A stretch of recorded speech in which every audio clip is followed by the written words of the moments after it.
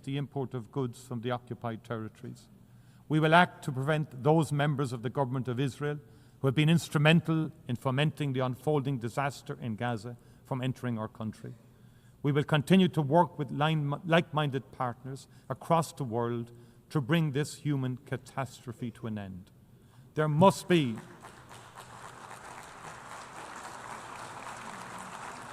an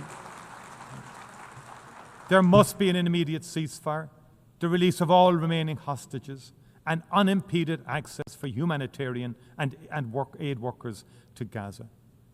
Those responsible for war crimes must be held accountable. There can be no impunity.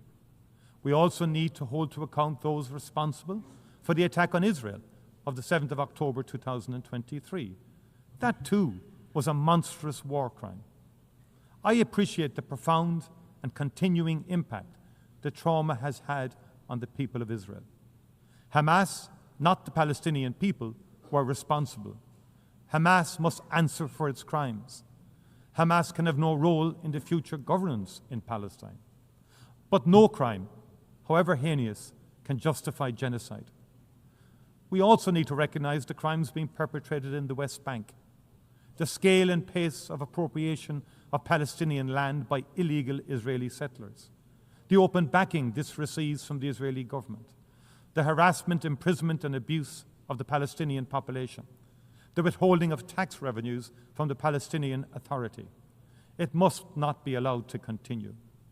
In its advisory opinion published in July 2024, the ICJ was clear that all states are under an obligation not to recognize as legal the situation arising from the unlawful presence of the State of Israel in the occupied Palestinian territory and not to render aid or assistance in maintaining the Palestinian territory.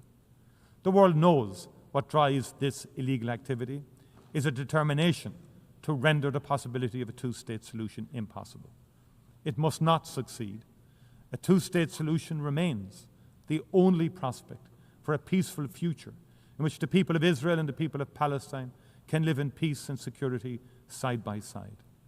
I welcome the decision to recognize the state of Palestine taken by France, Belgium, Luxembourg, the United Kingdom, Canada, Australia, and others. I commend France and Saudi Arabia for the leadership they are providing in working towards a political process that can deliver a just, lasting peace and security in the region. They have my full support. President, as it marks its 80th anniversary, the United Nations has never been more necessary. Today's challenges are ever more complex and ever more interconnected. They cannot be solved by any country or region acting alone. The threat to the future of our planet